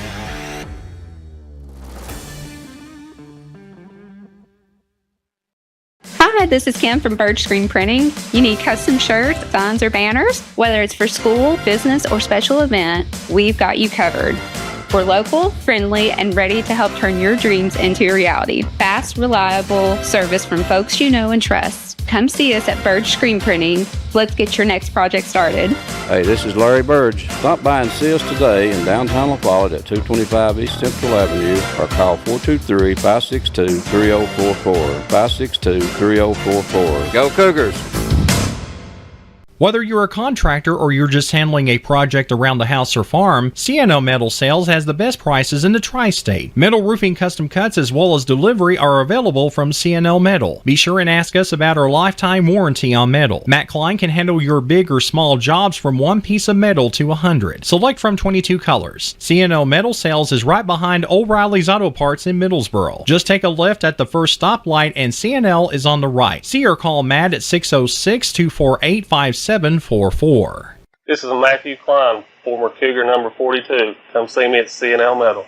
Since 1963, CNC Concrete has been serving Campbell County and surrounding areas with the best there is in concrete. The best in rock, the best in rebar, the best in sand, the best in pretty much anything pertaining to concrete. That's CNC Concrete. Bobby Crass is his family's second generation of owning and operating CNC. As Bobby says, we hold your dreams, the concrete to your dream home. CNC Concrete, open Monday through Friday, 7 a.m. until the job gets done.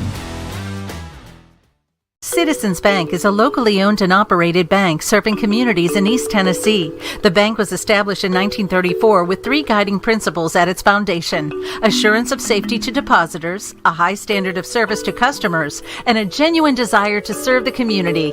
These principles are the core factor in the success that has lasted over 85 years and grown Citizens Bank to the renowned financial institution it is today. To learn more about Citizens Bank, visit citizensbank24.com.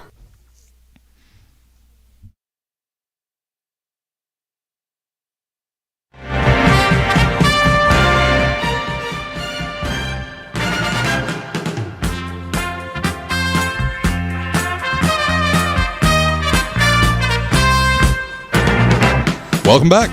Jake Miller Sports Talk, WLAF, Jake Miller, Caden Post, and Matthew Moore. It is time for a new segment we're going to bring to you called This Week in Sports History.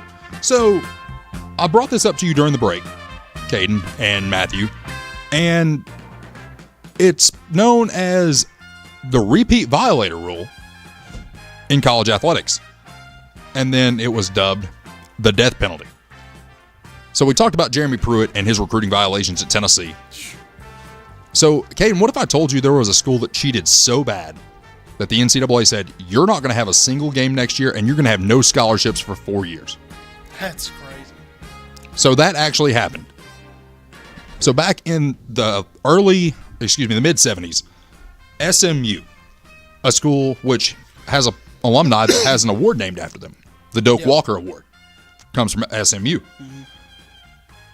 They weren't doing good after Doak Walker. And SMU had actually had a national championship, I'm pretty sure, up to that point. But 60s and 70s were not so good to SMU, early part of the 70s. Well, they went out and got this guy named Ron Meyer as their head coach. Well, then all of a sudden, it's like, well, wait a minute. How are they getting these recruits? Oh, money. So, Craig James, ESPN analyst now, was a wishbone running back. Eric Dickerson, NFL legend, played for the Los Angeles Rams, the Colts, and all those guys, number 1 recruit in the country. Went to SMU. No way. How do you go to it? That's fishy. How did they go to SMU? Because they were in what was called the Southwest Conference. So you had all your Texas schools and Arkansas in the Southwest Conference. Oh, that's when they were all... Yeah. Okay. So you had Texas, Texas Tech, Texas A&M, Rice, Baylor, SMU, Houston, and one other school that I can't, TCU, and Arkansas. They were one division. They were all in the Southwest Conference. That's crazy. So they started getting these guys, and they didn't get caught until SMU rolls out to play number 1 Texas and mollywops them. It's like 20-3. And this is Ron Meyer's Eric Dickerson's first year at SMU. And they just mollywop them.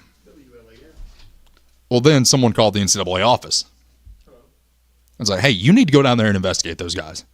They shouldn't be a good football team.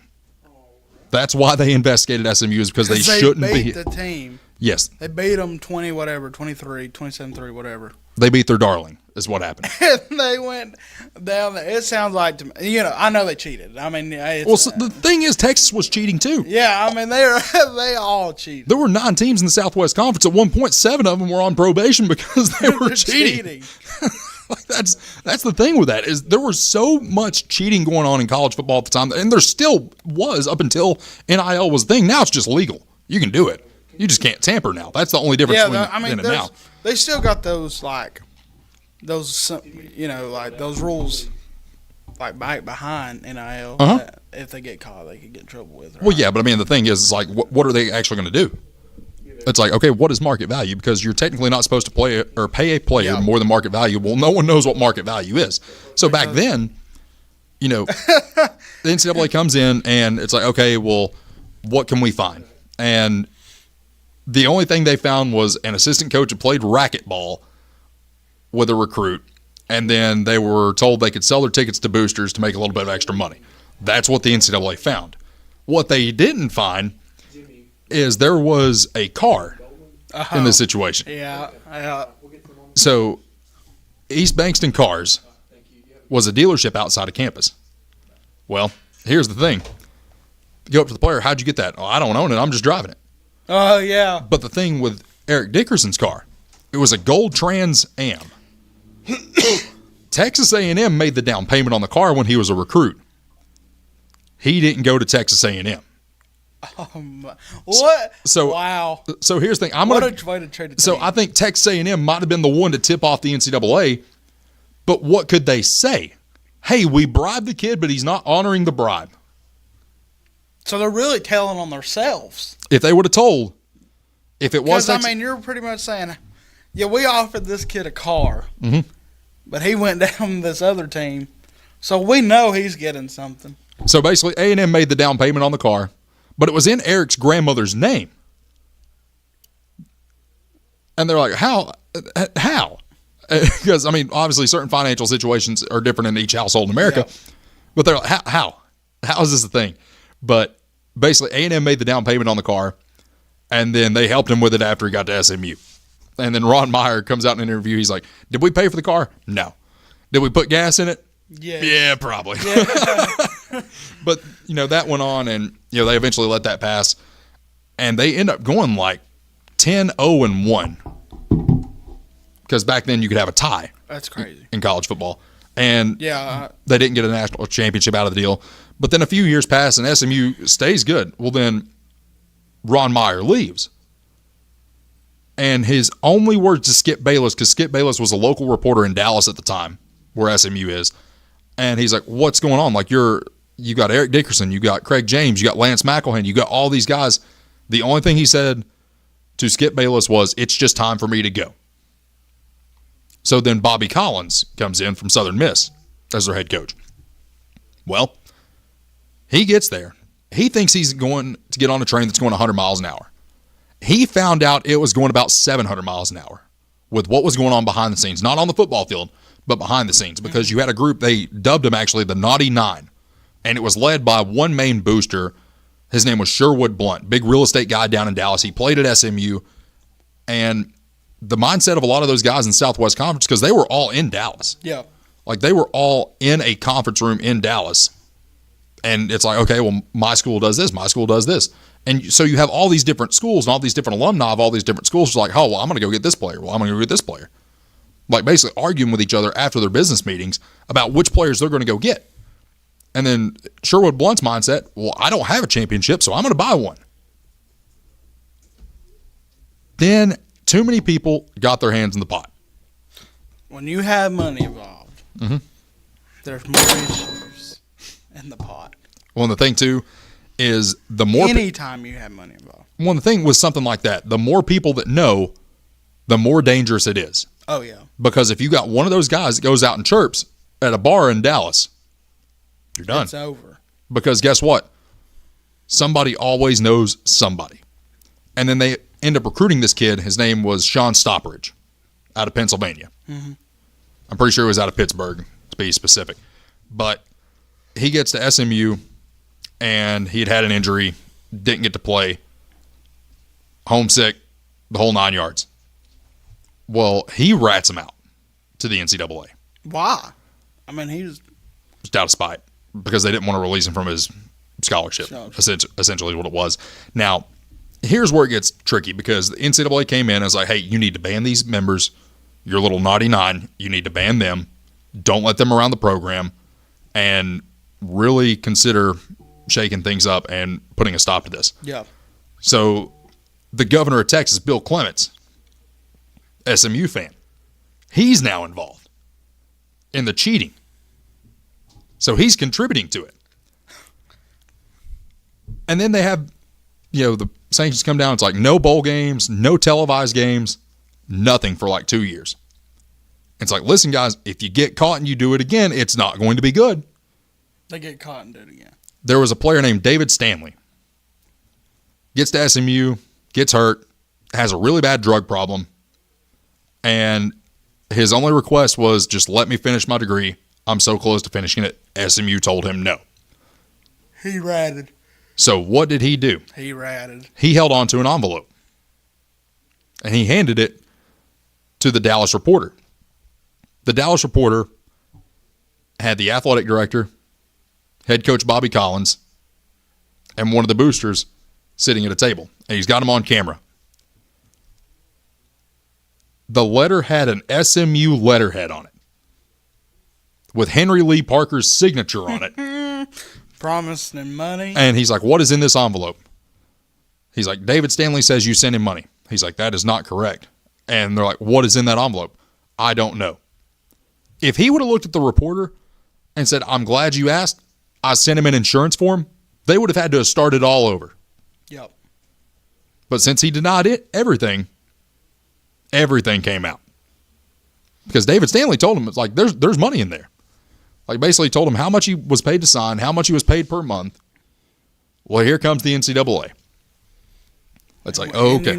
When the NCAA gets involved, it's over. Well, it was like the third time that decade they had been involved. So David Burst, the NCAA commissioner, comes out and he says, SMU will be banned from participating in any games in 1987. And I think it might have been 5 scholarships or 10 scholarships they were allowed. That's crazy. What a long off season. So then the next year comes around, SMU self-imposes another year because they felt like they weren't going to be able to field a team fit for competition in 1988. Here's the problem with that. If they were to have even fielded the team, they would have had 7 away games and no home games because they weren't allowed to play home games. They took away home games too. So they just decided they're not going to play football. To be a coach. Well, they just decided they're not going to play football. They didn't even have a head coach. So then they go get a guy who had coached the Green Bay Packers. He gets to SMU for the 1989 season, and they were questioning whether or not some of these guys even played high school ball. Really? So they get a win against UConn. They called it the Miracle on Mockingbird because that's where their new stadium was at because they were playing in the Cowboy Stadium because they had enough seats to fill it. Yeah. Well, now nobody wanted to go watch SMU. It's like they're not going to be any good. So they reverted back to their old stadium. So then they get to go play Notre Dame. I bet they got killed. It was 42-0 at halftime. The coach walks in, SMU coach, of course. Apparently he walks in, he's like, who here doesn't think we can beat these guys? Who here does not think we can beat these guys? Keep in mind, Lou Holtz is the coach at Notre Dame. They're winning national championships. Finally, one of the guys in the back. In football. Well, apparently a guy in the back, he's like 5'7", 150 pounds, stands up. Coach, I don't think we can beat these guys. I mean, like, guys, let's be honest. I mean, yes, as a coach, you're supposed to motivate your guys to go out there and compete. But if you're down 42-0 in football, you have no chance. Well, there's no way. Well, there's 2 other things that happened that year. There was one team they played, it got so bad in the fourth quarter that they were taking a knee with 8 minutes left because they didn't want to run up the score anymore. I mean, I would too. I don't want to get beat 90-0. The single game passing record in the NCAA set by the Houston quarterback happened against SMU. They scored 93 points. The final score was 93-21. Well, I mean, you don't need to be throwing the ball deep when you're up by that much. And that's what they were doing. They were trying to throw for 1,000 yards, and they almost did. They know what they're doing, though. Oh, they did. But I mean, I'll say it. I mean, you shouldn't do it. No. It's your job to stop them.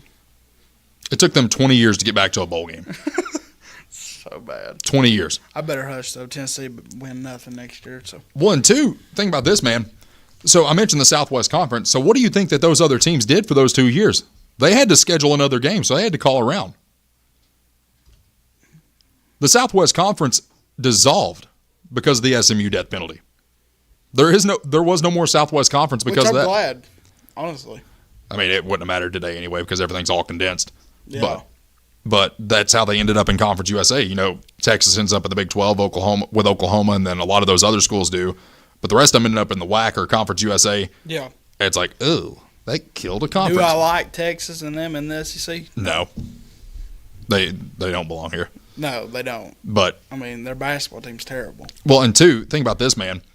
Like, it created such a bad taste in the mouth of the NCAA that the NCAA has never given the death penalty after that, except to a soccer team at the Division II level and a tennis team at the Division III level. But it was circumstances not related to recruiting. Really? Yeah, it was. But we're not even going to get into that on air because it's just disgusting. But I mean, the only team that I think they almost gave it to Penn State. Penn State's a mess. So they almost gave it to them over the whole Paterno-Sandusky situation. They almost gave it to them. But other than that, they have never handed that down in their history. Else. And they almost gave it to Kentucky in 1989 for their basketball team. How they should do that now. They did give it to them in the 50s. Kentucky does some things that we probably don't even want to know about. Matthew, I want your take on all this. The fact that someone cheated in recruiting so bad that the NCAA said, you're not going to have a program for a year. Sounds like a shutout. Could you imagine if that had happened at Tennessee? You imagine the jokes that people would make. There would be no purpose for a lot of anything, really, in Knoxville. Yeah, it would hurt the economy in a big way. Mm-hmm. It'd be bad. I mean, that's why you come to Tennessee is to play football. Mm-hmm. I mean, basketball and baseball, now it's all the way around. But, like, football in the 90s and all those, it's football. I mean, it would kill Knoxville. It absolutely would. Of course, we have a final from the Alabama-Indiana game. Indiana wins 38-3 against the Alabama Crimson Tide. They will head on to the semifinal to play Oregon. Oregon's a tough team, man. Oregon's tough. It's going to be a really fun one to watch. You got a Big Ten matchup there. And then on the bottom side of the bracket, of course, Miami's already punched their ticket. And they will play the winner of Ole Miss and Georgia. That game coming up at 8. We're going to talk about that here in just a moment. Stay with us. Final segment of the program coming up right here on WLAF. Quality and Clayton go hand in hand. That's quality constructed homes from Clayton Homes. The staff at Clayton Homes, located right here at home in Campbell County at Jacksboro, is ready to help you through all the steps of home ownership, from selecting the home that's just right for you to putting the keys in your hand. Since 1956, Clayton Homes has been making dreams come true. See the home folks about your new dream home from Clayton Homes, 110 North Street near Jacksboro Middle School. Call or just come on by. When it comes to a personal loan, the person you talk to makes a difference. At Community Trust Bank, our loan specialists understand whether you're consolidating debt, covering expenses, making an amazing purchase, or planning that dream vacation. Your reasons are personal. That's why we offer flexible payment options and competitive rates to help make it happen. Community Trust Bank, building communities built on trust. Member FDIC, equal housing lender. Hey, this is Chris Malone at Doyle's Tire Shop. We invite you to buy the new and used tires and friendly service. We're doing our best to continue the legacy of Doyle's Tire Shop.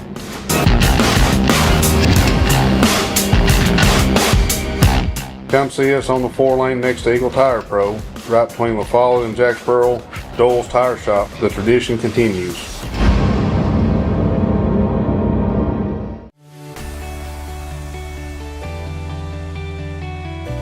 E.E. Hill & Son Insurance. You know, the insurance agency started out as Hill Insurance, and it was started by my grandfather in 1925. Celebrating 100 years in 2025. I went into the insurance business with my dad and my Uncle David in '74 after I got out of UT. Then I bought the agency from my dad in '77. It started as father and son. Most people think that E.E. Hilden's son is my dad and me, and it's not. It was my granddad and my dad. And 100 years later, our agency's been blessed to be in a community that has embraced our agency, and we have had some of the most amazing employees. Go Cougars!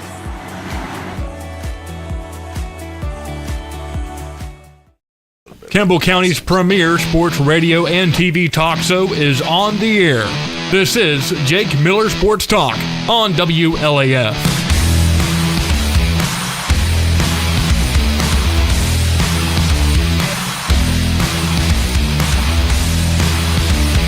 And we're back. Final segment of the program. Jake Miller, Caden Poston, Matthew Moore. 20 more minutes. Of course, we have Georgia and Ole Miss coming up here in about 18 minutes.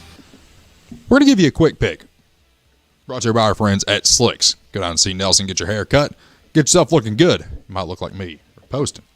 Now, Georgia is a 6.5-point favorite in this game. Ole Miss, of course, under first, I guess, 1/8 of the year head coach, Pete Golding. And obviously they win their first round game. Yep. And now they're facing a really tough opponent in Georgia. Now, the significance of this game, it's hard to beat a team twice in 1 year. Absolutely. Georgia, of course, beating Ole Miss earlier in the year. Can anyone tell me the only team to ever beat a team twice, both in the regular season and the college football playoff? Alabama. Nope. Really? Matthew, you got a guess? Georgia twice. It's actually Ole Miss. Really? This year. Tulane.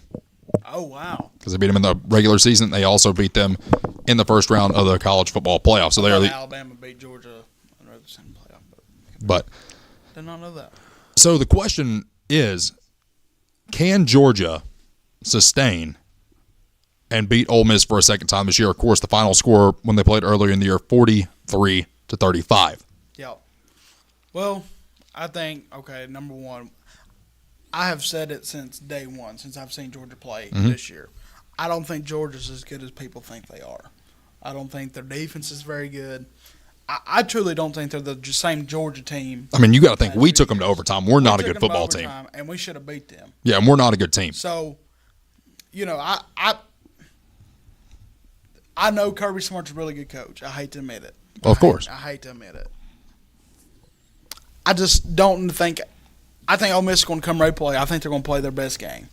I just don't think they have enough on the table to beat Georgia today. Not today. That's a solid take. Matthew, what I do we agree. think? We're thinking Georgia beats Ole Miss? Yeah.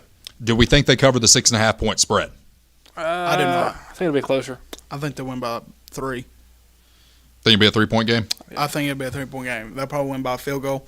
I think Ole Miss's defense is going to keep – because Georgia's offense is not very good. You know, they don't have Brock Bowers anymore. You know, that's what kept – I love Brock Bowers. Oh, he was really good. He was the Dale Earnhardt of tight ends. He beat us by himself. Yes. I remember that when we had that close game with Nico, Brock Bowers beat us by himself on offense. I mean, Oscar Delp, too. Yeah. Like, I mean, just so, you know, Georgia's never had a – I personally think, and this is going to sound crazy, I don't think they've had the best – with Kirby Smart, the best talented offense. I think it's always been their defense to win ball games. So I think Ole Miss handles their offense very well. I just don't know if Ole Miss handles Georgia's defense very well to win a ball game. But I think they'll handle them very well to Georgia wins by a field goal tonight. I think Georgia does cover the spread tonight. I think they do win by at least a touchdown. The only reason I say that is just because there's a lot of uncertainty with the future of Ole Miss and some of the players there. Yeah. There's a lot of uncertainty there. Now, I will say this. A month ago, Ole Miss, it's like, okay, we don't want them to do anything because we don't want to see Lane Kiffin win a national title. Yep. All of a sudden, a week later, they're the fan favorite. Yeah. because everybody's pulling for them because of what Lane Kiffin has done. Oh yeah, I think the players now are bought in more with Pete than they were Lane Kiffin. Because everybody was counting them out at this point. It's like, okay, well, who all's transferring to LSU? Like, who all's going to transfer? I mean, and then it's like, okay, there's not a mass exodus here. And then you look at the coaching staff, there's not a mass exodus there either. Lane Kiffin literally goes into Ole Miss boo-hooing that he's not going to get to coach the playoff game when he's literally just signed with LSU. Mm-hmm. Goes in there, he says, I'm going to go in here, I'm going to take every one of these staff members, you ain't going to have a defense coordinator even left. If I was a player for Ole Miss and he comes in there and tries to take everybody with him, somebody's swinging on him. I'm going to go win a football game and prove that I can win without that coach. Yeah. Well, I mean, that's the mindset with those guys right now, is the fact that they really do feel like they can go out and win a national title without Lane Kiffin. Yep. I don't think Lane Kiffin's he can win ball games, but he can't win big ones. Well, and two, it's like if he wanted to come back to Tennessee, say we needed a coach, and Lane Kiffin wanted to come back to Tennessee, 95% of the people would say, yeah, come on back, because they want to win, and they know that he can win. Now, the caveat to that, what has he really ever done? When's the last time he ever won a conference title? He's not. When's the last time that he won a national title? When I found out that LSU owed him $90 million, or $9 million, what was it? It's $9 million. It's $90 million. $90 million. Yeah, right? that's what That's what the contract is. How is he worth $90 million? I don't know. I mean, that's literally brand exposure. It has to be, because he's not won a national championship. No. As a head coach, maybe as a Nick Saban's go and get his water bottle or something, his water cup for practice, but he's not won a ball game as a head coach. He's not won an SEC championship. He's won a few big games in his regular season, but that doesn't matter when you get to playoff time. No. As a coach, in my opinion. And here's the thing with Lane. And one of the reporters down in Oxford said this. I'm repeating what he said. He said, you cannot turn a hoe into a housewife.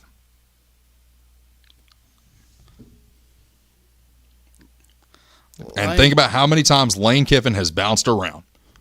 You know, it all started, he was the coordinator out at USC. He takes the head coaching job for the Oakland Raiders. Al Davis warned Tennessee. He said, do not hire that guy.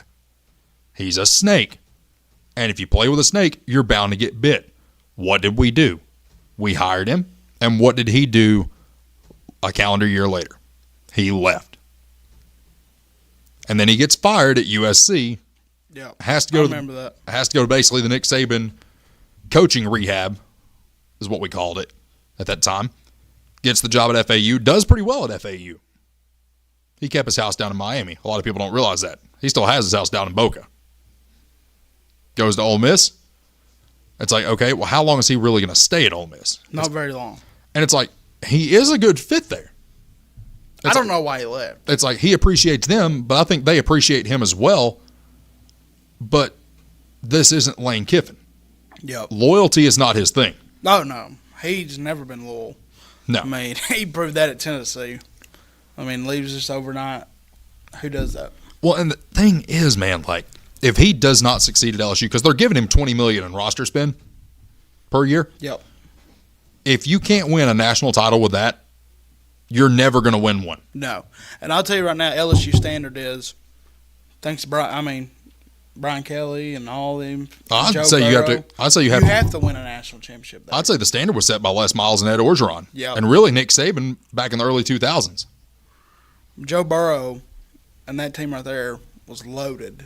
I mean, they wasn't nobody beat. I mean, they were the best team in college football history. There's no doubt about it. I remember when they come to Knoxville that year, and that's when that windstorm happened. And we looked like a windstorm. We played awful. We didn't have a head coach. Brady Hoke was the interim head coach. He looked ridiculous. He was awful. Our athletic director didn't even have his number saved, and it was a university phone. That's bad. What a bad time for Tennessee football. But Lane Kiffin. He's not proved himself to be a great coach. If he doesn't win at LSU, he will never win.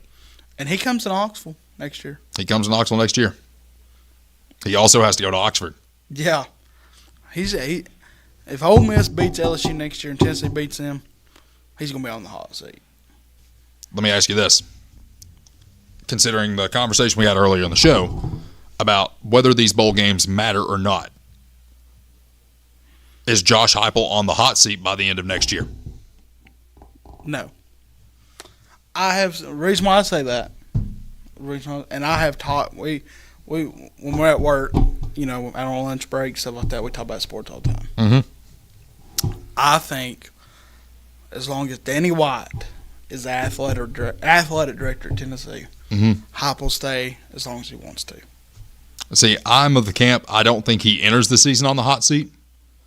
If you get halfway through the season and you're 3-3 or 3-4 or 4-3. Oh yeah, it's like, that's okay. Your seat's warm, Josh. Like, yeah, I mean, I think he's got 2 more years before he's on the real. You know what I'm saying? Like, but if he has a losing season, he's done. Oh yeah. But I don't think he will though. Well, here's my thing with that, and I was explaining this to Matthew too. Notice that he's never been able to develop a true freshman quarterback that he's brought in under his system. The most success he has seen is out of transfer quarterbacks. Yep. Hendon Hooker, Joe Milton, Joey Aguilar, all of his success has come from transfers. The reason why I think that too, because his offense, you got to know the game, like on a college level to run his offense. I mean that offense is the way it's spread it out, the way that. Oh yeah, we saw that with Nico. You can't just throw a guy in there and expect him to be able to do it. No. Now, granted, Nico had a redshirt year under his belt. Yep. And he did not know what to do. No, he couldn't read. No, he couldn't read. He really couldn't do anything. And the only reason why I think Joe Milton had the success he did is because he's been in the game long enough. But the problem with Joe Milton was, and I'm a Joe Milton guy. I liked him. I think I thought he did a heck of a job the way that he contributed to the offense. Oh, you like a Rose Compollo? Yeah, I do. That's a funny story. but he couldn't read like A and B quick enough. Correct. Like if the slant wasn't open, RPO was not his thing. Yeah, I mean if the slant wasn't open and the go was, he couldn't see that fast enough. No, like Hendon could. Well, and two, the last thing I'm going to mention on this, and Matthew, I think you'll agree with this as well. Josh Heupel is about to enter year 6. It's awesome. This is his team. You can no longer blame Jeremy Pruitt. You can no longer blame any previous position coaches. This is your program. And the fact of the matter is, it's like, you can throw some blame at Tim Banks. Well, guess what? Tim Banks should have been gotten rid of 3 years ago. Tim Banks should have been gone a long time ago. Willie Martinez should have been gone a long time ago. We got rid of our strength coach today. Yes, we did. And here's something that everybody needs to get a grip on, is that if Tennessee wants to win a national title, they need to get out of the mindset that they want to win a national title. Yep. They need to get in the mindset of they need to win a national title. Because when you need to win, you make it happen. Yep. If you want to win, you just hope that it happens. Well, it's a want to. I mean, that's in basketball, football, baseball.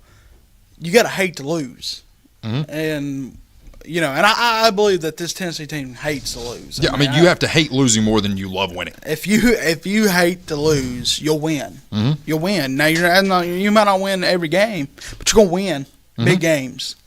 And I really think that Heupel, and talking about, I've seen comments from Sean Sparks, the guy that on Facebook does the Vol for Life Facebook, just talking about the positives that we've seen from Coach Heupel making these changes.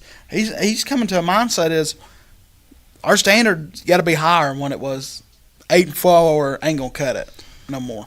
Because the rule has always been 8-4 hit the door. I mean, that's kind of been a going rule, like an unwritten rule at Tennessee. Yeah. It's like if you're in year 3 or more, it's 8-4 or hit the door. He went 8-4. Next year, he's got to win 9-3. At least. The best. But you look at the 10 schedule. 10-2 is the best I think we can do. 9-3 is the. Yeah, I'd say 10-2 is a really high ceiling. I think we probably lose to Texas A&M on the road. Probably lose to Texas. And it'll probably be Texas. Where's Texas at? It's in Knoxville. Yes. Could possibly beat them if it's in Knoxville. Now, if we're going to Longhorn, it's going to be a disaster, probably.